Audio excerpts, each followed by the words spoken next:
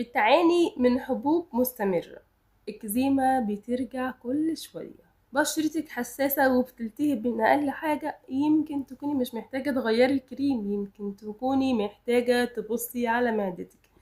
في حلقة النهاردة من حقائق طبية غيرت المفاهيم هتفهمي العلاقة بين الأمعاء والبشرة، وازاي مشاكل الهضم ممكن تظهر على وشك، وازاي تبدأي تشتغلي على بشرتك من بطنك.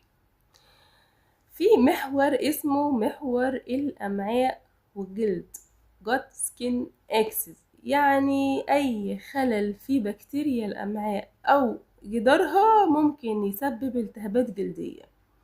الأمعاء فيها مايكروبيوم أو بكتيريا نافعة بتساعد في الهضم، وبتمتص الفيتامينات وبتنظم المناعة وبتمنع التهابات الجسم. لما يحصل خلل في الميكروبيوم الجسم بيلتهب، بالتالي البشرة بتتأثر. طيب ازاي مشاكل الأمعاء هتظهر على بشرتك؟ يعني ايه علامات مشاكل الأمعاء على البشرة؟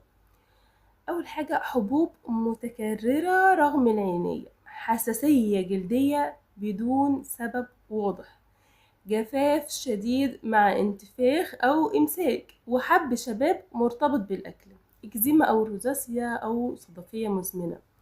ده بيحصل بسبب نقص البكتيريا النافعة أو تسرب الأمعاء اللي هو الليكي جوت، أو سوء امتصاص العناصر، أو زيادة السموم الالتهابية في الدم. طيب ازاي ندعم أمعائنا عشان نحسن بشرتنا؟ لو عايزة تبدأي من الجذور حاولي تعملي اللي هقولك عليه ده. أول حاجة قللي السكر الأبيض والمصنعات، زودي الألياف زي الخضروات والفواكه والشوفان وبذر الكتان، خدي أطعمة مخمرة زي الزبادي البلدي، اللبن الرايب أو الكيميتشي، اشربي مية كفاية، استخدمي مكمل بروبيوتيك بجودة كويسة، وده طبعا بعد استشارة طبية.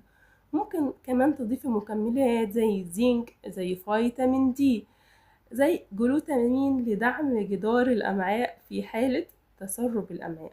كمان راقبي علاقتك بالأكل، هل عندك حساسية من منتجات الألبان أو الجلوتين أو الكافيين؟ هتعملي اختبار بسيط جدا، امنعي الحاجات دي أسبوع وراقبي بشرتك. بشرتك مراية لجهازك الهضمي، لو في التهاب هي أول مكان بيظهر عليه.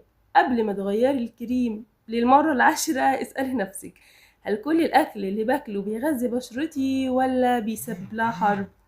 شاركي الحلقة مع أي بنت عندها مشاكل مزمنة في بشرتها ومش عارفة ليه، واكتبيلي في الكومنت، هبدأ أشتغل على صحتي من الداخل.